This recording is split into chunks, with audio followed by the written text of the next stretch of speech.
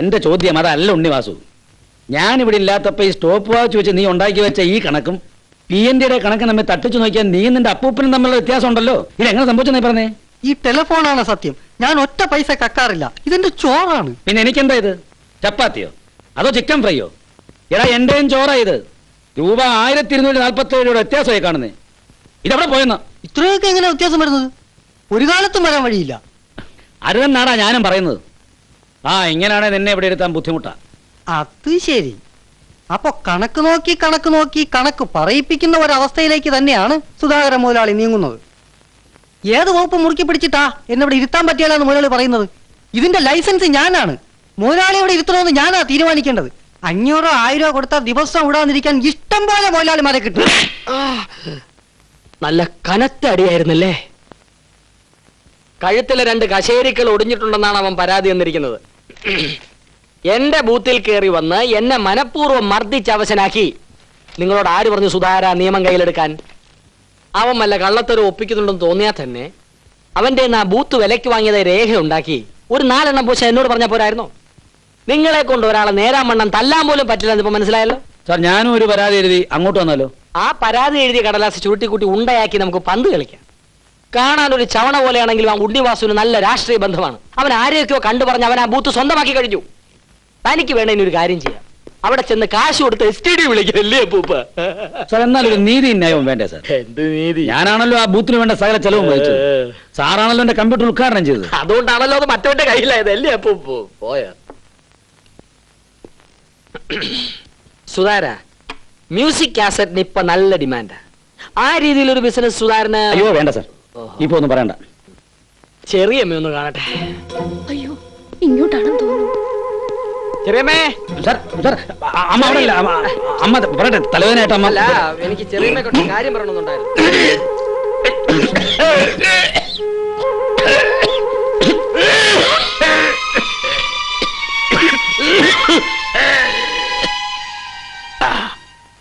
Cool down. ഒരിക്കൽ കൂടി ചുമക്കൂ. എന്താ? ഒരിക്കൽ കൂടി ചുമക്കാൻ. ചിറ്റപ്പന്റെ അതേ ശബ്ദവും അതേ ചുമയും. Keep it up. ഈ താലീസ പത്രാദി പടകം ചുമക്ക് നല്ലതാ, വാങ്ങിച്ചു കഴിക്ക.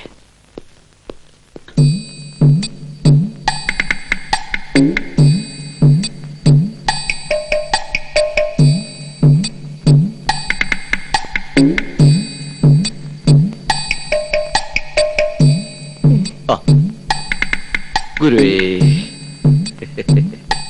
സാരമില്ല, പേടിക്കാൻ ഒന്നുമില്ല. ഇതുകൊണ്ട് ഭേദമാവും. പിന്നെ പറ്റുമെങ്കിലേ പാറശാലയ്ക്കും മൂകാംബയ്ക്കും ഒന്ന് പോകണം. ഒരു യാത്ര നല്ലതാ. എന്നാ പിന്നെ ഞാന്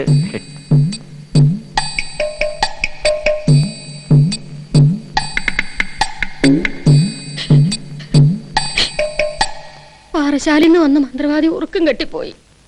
എന്നിട്ടും അങ്ങേർക്ക് ഒരു കുറവുമില്ല. കുറുപ്പ് ചേട്ടൻ ഈ ചുറ്റുവട്ടത്ത് തന്നെ ഉണ്ടെന്ന് അങ്ങോട്ട് ഉറപ്പിച്ച് പറയാ. കമ്പനി പോക്ക് നിർത്തി. ഞാൻ എന്റെ അനിയനെ ഒന്ന് കത്തെഴുതി വരുത്തിയാലോ എന്ന് ആലോചിക്കുക. ചോറ്റാനിക്കരി ഒന്ന് കൊണ്ടുപോകണം. പേടിക്കാതിരിക്കുന്ന നാരായണിക്കുട്ടി. എങ്ങനെ പേടിക്കാതിരിക്കാനാ ചേച്ചി? എപ്പോഴും മൗന. എന്തെങ്കിലും പറയുകയാണെങ്കിൽ അത് കുറുപ്പ് ചേട്ടനെ പറ്റി മാത്രമായിരിക്കും. അവരത്രയ്ക്ക് അടുത്ത് കഴിഞ്ഞവരല്ലേ. മരിച്ചാലും സ്നേഹം മറക്കാൻ പറ്റുന്നുണ്ടാവില്ല. അതുകൊണ്ടല്ലേ മൂപ്പരുടെ അടുത്ത് മാത്രം വന്നത്. ഒരു കാര്യം ചോദിക്കട്ടെ, സ്നേഹമുള്ള മുമ്പിൽ ആത്മാക്കള് പ്രത്യക്ഷപ്പെടാന്ന് വെച്ചാ ആദ്യം പ്രത്യക്ഷപ്പെടേണ്ടത് നിങ്ങളുടെ മുമ്പിലല്ലേ? ചേച്ചി അങ്ങനെ എന്തെങ്കിലും കണ്ടിട്ടുണ്ടോ? ഇങ്ങനെയൊക്കെ ചോദിച്ചാ ഞാൻ എന്താ പറയാ? ഞാൻ എന്നും നല്ല നിലയിലേ അങ്ങാരെ കണ്ടിട്ടുള്ളൂ. ഞാൻ അങ്ങോട്ട് ചെല്ലട്ടെ. പൂജാമുറിന്ന് ഇറങ്ങാറായി.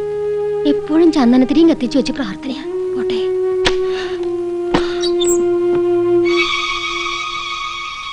എല്ലാം കേട്ടു. നമ്മൾ എന്താ ചെയ്യാ? അടിയോടി എന്റെ ഏറ്റവും വലിയ സുഹൃത്താ. ഞാൻ കാരണം അവന്റെ ജീവിതം താരാൻ പാടില്ല. ഞാൻ അവനോട് തുറന്നു പറയാൻ പോവാ.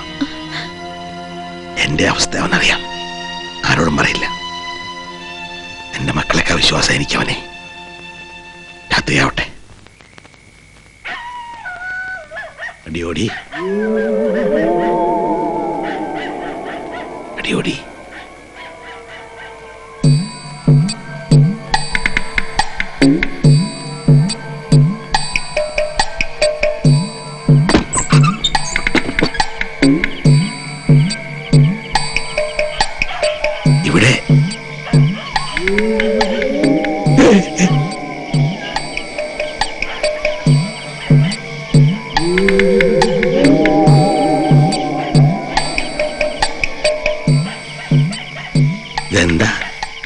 ചന്ദനത്തിരിയൊക്കെ കത്തിച്ചു പിടിച്ച്. ഇത് ചന്ദനത്തിരിയല്ല, ധൂമമാണ്. കത്തുന്നത് എന്റെ ഹൃദയമാണ്. ഞാൻ തന്നോടൊരു സത്യം പറയാൻ വന്നതാ.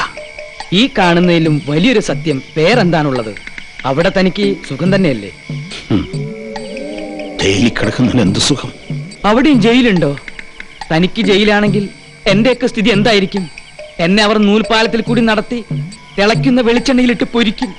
കള്ളക്കണാരനെ നരകത്തീയിലിട്ട് ചെകുത്താൻമാർ അമ്മാനമാടും. അടിയോടി, തന്നോടൊന്ന് തുറന്ന് സംസാരിക്കാനാ ഞാൻ വന്നത്. സംസാരിച്ചോളൂ. ഇനി ഞാനൊരു സത്യം പറയട്ടെ, എനിക്കിപ്പോ തീരെ പേടിയില്ല. ഞാൻ മരിച്ചിട്ടില്ല അടിയോടി. ആത്മാവിന് ഒരിക്കലും മരണമില്ല. അത് പഞ്ചഭൂതങ്ങളിൽ അധിഷ്ഠിതമാണ്. ആത്മാവ് എടുത്തു ധരിക്കുന്ന വെറും ഒരു ഉടുപ്പ് മാത്രമല്ലേ മനുഷ്യജന്മം? എന്തൊക്കെയായി പറയുന്നത്? തന്റെ തെറ്റിദ്ധാരണ മാറ്റാനാ ഞാൻ വന്നത്. എനിക്കൊരു മനസ്സമാധാനം ഇല്ലാണ്ടായിട്ട് നാളെ എത്രയെന്നറിയാവോ? എങ്ങനെ മനസമാധാനം ഉണ്ടാവും? ആത്മാവിന് വേണ്ടുന്ന കർമ്മങ്ങളൊന്നും തന്റെ മക്കൾ ചെയ്തിട്ടില്ല. മരിച്ചെങ്കിലല്ലേ കർമ്മങ്ങൾ ചെയ്യേണ്ട ആവശ്യമുള്ളൂ. ഞാൻ മരിച്ചിട്ടില്ല. സംശയമുണ്ടെ തൊട്ടു നോക്ക്. ഞാൻ തൊടും. നേരത്തെ പറഞ്ഞു എനിക്ക് പേടിയില്ലെന്ന്. തൊടു. തൊടട്ടെ? ഞാനിപ്പോ തൊടും. തൊട്ടോളൂ. എനിക്ക് പേടിയില്ല, ഞാൻ തൊടാൻ പോവാ. ചേട്ടൻ എന്താ ഈ പാതിരാത്രിക്ക് കൈ നീട്ടി നിൽക്കുന്നത്? ദേ എന്ത്? ദേ നിക്കണു നിന്റെ അച്ഛൻ. അച്ഛനോ? എവിടെ? നീ കാണുന്നില്ലേ? എനിക്ക് കാണാം. ദേ. എന്താ ചേട്ടാ ഈ പറയുന്നത്? അയ്യോ ദേന്ന്. ഇവിടെ ആരും ഇല്ലല്ലോ. ദേ ഒരു നിക്കണു. മണ്ണാങ്കട്ടയില്ല. എന്താ ചേട്ടാ ഇത്?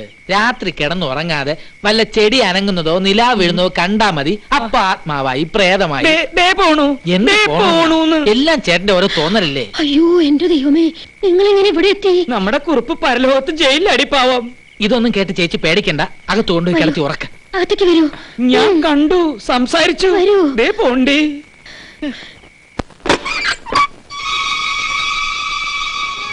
ഞങ്ങളെ ജയിലിൽ കയറ്റാനാണോ ഉദ്ദേശം? അടിയോടി ആരോടും പറയില്ല മോനെ. എന്ന് വിശ്വസിക്കാവുന്ന വിധത്തിലല്ല അയാളുടെ ഇപ്പോഴത്തെ സ്ഥിതിയെന്ന് അച്ഛന് മനസ്സിലായില്ലേ? നാട്ടുകാരുടെ മുമ്പിൽ മക്കളെ നാണം കെടുത്താനാണ് ഭാവമെങ്കിൽ അത് അനുഭവിക്കേണ്ടി വരിക ഞങ്ങൾ മാത്രമല്ല. ഇറങ്ങി പോടാ ഇവിടുന്ന്. എന്നാണ് നീ ഇതൊക്കെ പറയാറായത്?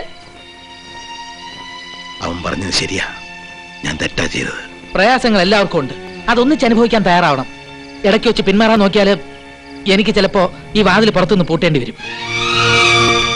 അത് നീ മാത്രം തീരുമാനിച്ചാ പോരാ. കൂടുതൽ ബാധിക്കുന്നത് എന്നെ ആയതുകൊണ്ട് എനിക്ക് തീരുമാനിക്കേണ്ടി വരും. ഇതിലും കൂടുതൽ എന്ത് ബാധിക്കാനടാ? സഹിക്കുന്നവര് അതിനുണ്ട്, ഞാൻ പറഞ്ഞേക്കാം. അതിനപ്പുറം കിടന്നാലുണ്ടല്ലോ എന്താവുമെന്ന് എനിക്കറിയാം. മതി, പോയി കിടന്നുറങ്ങ്. പറഞ്ഞു കേട്ടില്ലേ? പോ.